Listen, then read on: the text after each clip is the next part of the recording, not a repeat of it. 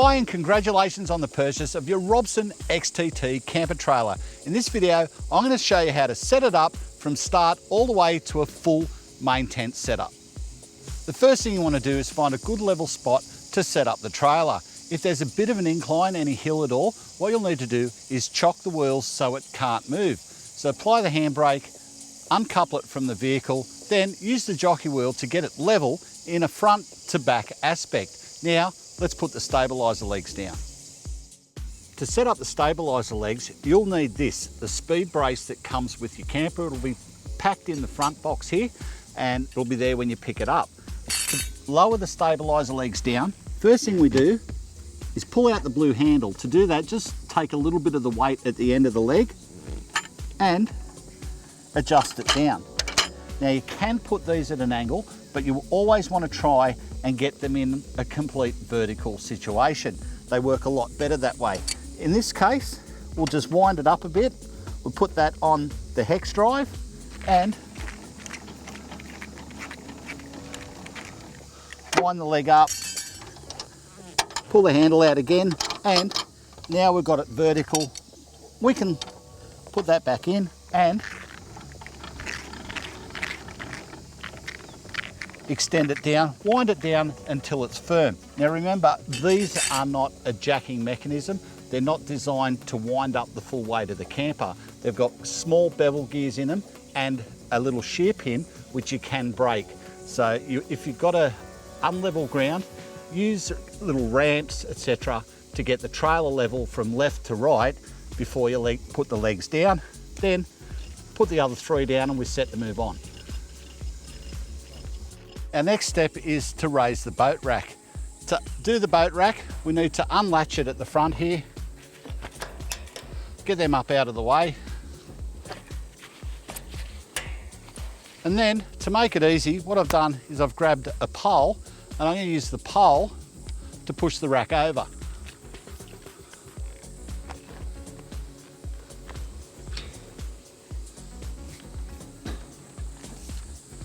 Now that's up out of the way. Our next step is to remove the vinyl cover. Now we need to remove the vinyl cover. The vinyl cover is held down with these little bungee straps. There's a number of them all the way around. First thing you need to do is undo all them, then we can fold up our cover and get it out of the way.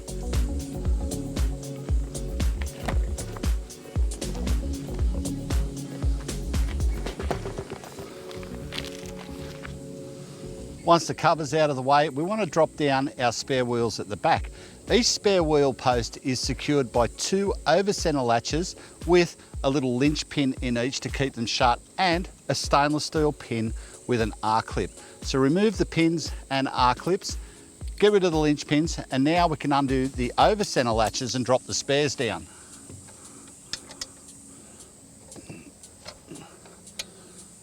They're done, out of the way. Simply push the spare down to the ground and repeat with the other side. What I like to do next is grab my brace poles that support the back bed and connect them up under the camper before I actually open the camper. That way I'm not working underneath the lid and cramped for space. It's a lot easier to do it this way. Take the linch pin out of the end,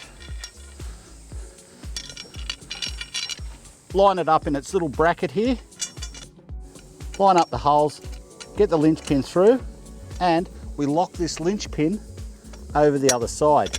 So that one's in. Now we can put this one in on the other side and they're ready to go once we open the lid and we need to support the bed.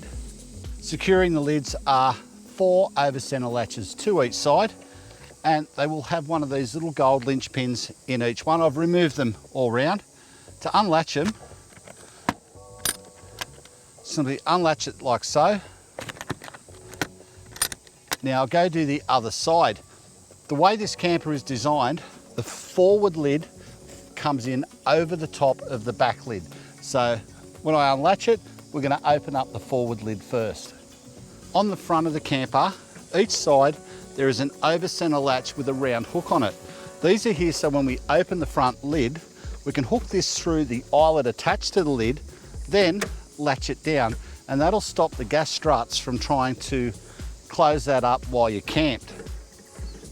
So we get that open, ready to go, Now we'll move our lid over. As you can see, the gas struts have actually raised the lids quite a bit because they're very light. So now we can just push it over.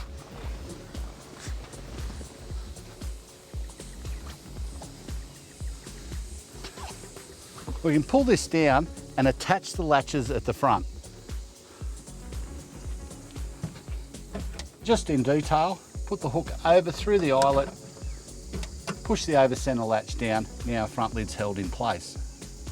Now we can open our back lid.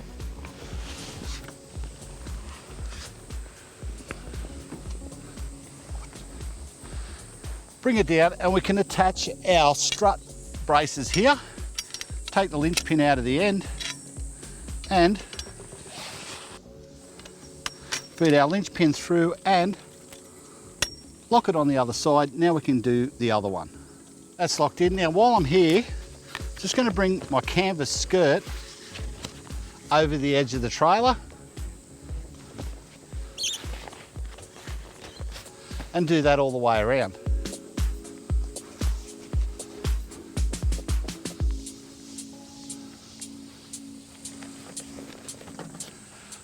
Right, now when setting up for the first time, what I like to do is just back off the straps to the tropical roof. When you set it up, you want the inner roof, so the main tent roof, to be nice and taut and not tight. You don't need it like a drum. And if the tropical roof is backed off, it'll allow you to do that. Then you can come back and readjust the tropical roof so the inner roof isn't bunching up. Now we can put our steps down, hop in and set up the rest. The steps are secured both sides with over centre latches, so we undo them. Now these are a little bit unusual in that they've got an eyelet on them that actually connects over the post on the steps. They're a snug fit. So you'll see the stainless steel eyelet secures over that post to hold them up. And there's also a post to latch them over once you're set up. So once it's in place, so we push the eyelet over the post, push it in place, then we can lock the clamp back and that'll secure our step. Now we can open up our camper. Keep in mind there is a little hook latch here just above the wheel arch to secure the door and keep it open, stop the wind from blowing it around. So open that up, get it out of the way. Now we can hop inside and put the main bow pole in the centre into the Velcro. When you open your camper up for the first time, grab your phone and take a photo of the way the cushions are laid out and the way everything's packed inside. That way you'll have a great reference point for when you pack the camper up at the end of your trip. And also notice that the main bow pole, the very centre one, is actually out of the Velcro and laid down on the cushions. That is our first step when we jump inside, is to raise that up, attach it in the Velcro, then we can set the rest of our tent up from there.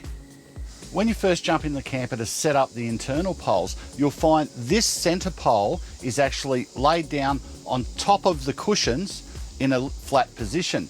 You need to bring that one up. Be careful, make sure you don't catch and tear any canvas. And once you get it up, there are two Velcro sleeves, one either side on the roof, that you need to wrap around that pole.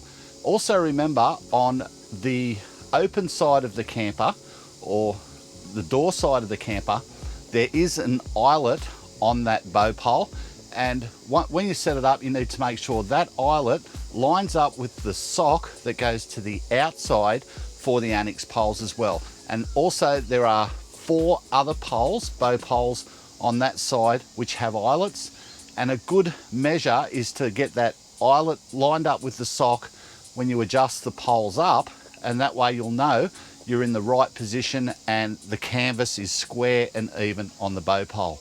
But remember, this one first, and the golden rule, don't overextend the poles and stretch the canvas, because you could do damage to the stitching or the canvas. So now that our center pole's in and it's extended up, so it's given us some room inside the camper to work, we can then move our way to the end of the camper. So start at the middle and work our way back. At each end of the camper, at the beds, there are 3 bow poles. One almost vertical, one at almost 45, and one well past 45 degrees towards the end of the bed. Starting with next closest to center, put that up nice so the canvas sits well, then the second one, and then the third one. Once the third bow pole reaching furthest forward is up, then you need to insert 2 number 9 poles underneath it in each corner. These will support it. They'll keep the canvas at the end of the bed nice and taut, so the water will run off it easily, and it'll also add some rigidity in terms when it's windy, so things don't flap around as much. So you can see the one in the corner there is in place, one either side, and then repeat that process for the bed at the other end. Then have a look at it, make sure your poles are square, sitting level, all the eyelets are in place in the sock, and then you can move on to setting up your awning. When inside your camper, you'll find mixed in amongst the canvas is a couple of PVC sheets. They're quite long, they go the full width of the camper. On one side, there are Velcro strips at intervals, and on the bottom there's press studs. These are to close off the gap between the bed lid and the edge of the camper. Basically, the Velcro attaches on the inside on the carpet of the bed, comes over the gap, and press studs along the front of the inside wall here. That way it closes it up, and that goes a long way to stop drafts. A hack that many of our Robson owners use is to get a pool noodle, split it down the complete center, so make 2 long halves of a pool noodle, and pop that in here on top of the gap, and then put this sheet over the top. Along the inside here is a lid for waterproofing, so it stops any water that may get past the seal from entering the camper. It's an important part of protecting the camper. What that'll do is it'll give you a soft surface here for when you're sitting on it, and you won't have the edge dig into you. So grab yourself a pool noodle, split it down the middle, and put it underneath these covers on the gaps. When you first open up your camper, the cushions on the seating area will be laid out in the same manner that you would lay them out if you want to use it as a bed. So you need to make sure the table is wound all the way down, the cushion's laid out nice and flat, and that is your third bed. Now what we'll do is we'll set them up, and I'll explain to you where the various cushions go to turn it into the club lounge. Now I've got the club lounge set up, I'll talk a little bit about how we got it here. The table winds up and down. It's a normal RV table. There's a cap in the center here. To remove that, you push on this little oval shaped here, lift it out, and now what we can do is get to the winder. So it's a little fold up winder. It goes on the square drive in the center. Now to lower the table, you wind it clockwise, and that'll wind it down, and opposite direction, anti-clockwise, to raise it. When it gets to its top, you'll feel resistance on there. Don't overdo it. You don't want to damage the threads and wreck your table. So you can pop that back in there, put the cap back on top there, and it's ready to use. With the cushions for sitting on, so the ones that go under your bum, they all sit forward of the back cushions, and the zipper always to the back. So that'll give you a great way of working out which way they go, and they're different lengths, so they only fit in their actual position. The backing cushions, the 2 most forward, have a recess here for the center pole. So they will only fit one way. This one's a number 8 cushion. It's a number 6 cushion on the other side. They've also got Velcro on the back of them. So it's a self-adhesive Velcro. So when you set it up, if you want that Velcro strip to sit against the back, you can peel it off, line it up, put the cushion in place, and the Velcro will stay there. That way the cushions won't fall forward. They'll stay put while you're in your camper, and then easily removable when you want to pack it down. So they tuck in behind the seat cushions. Now the corner cushions can be the ones that confuse people. So I'll just explain how these go. Get this one out. Now on the corner cushions, you'll see there's a short side and a long side. The short side goes towards the back of the seat. So there's a shorter backing cushion. These point inwards. and the longer one points down the side. That's the easy way to work out which way the cushions go with the zipper at the bottom. If you follow that instruction, you'll have no problem working out which way they sit. So you tuck them into the corner, and they actually fit very nice as a friction fit and keep all the back end of the lounge together. It's that easy. When you're packing down, because you've been smart and you've taken a photo of the cushion layout with the camper packed down, you'll have no problems packing them away. As your Robson comes with a 120 watt solar panel mounted on the boat rack, you need to use a patch lead which comes with your camper to connect up the solar. The fitting at the top is just up here behind the boat rack. So you plug the Anderson plug in there, and just down beside the base of the boat rack is another fitting for this one to fit in. Simply plug the other one at the bottom here and just push it in firmly. Now we've got our solar patch lead plugged into the camper. What we can do is we can grab this pole here. It sits here on the boat rack. It's actually for the solar panel. So if I extend that, what I can do is actually undo the pad bolts holding the solar panel in place with the C-clip. Just simply hook it under the handle, push it up, then turn it, and that'll sit up on its pin. Do that both sides.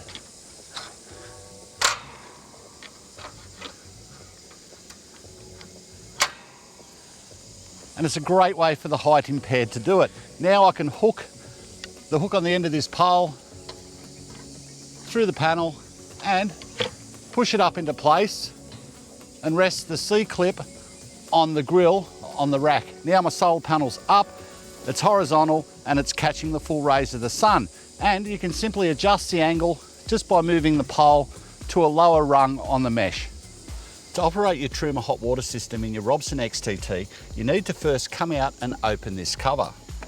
This black cover is an MDC item. Underneath, you'll find the Truma factory cover, the plastic one.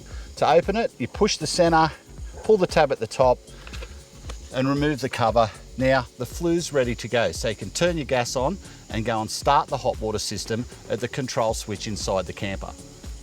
So there you go, folks. It's that easy and that quick to set up the main tent on the Robson XTT. But remember the golden rules. Don't overextend the poles and stretch the canvas. You'll risk breaking the stitching or tearing the canvas.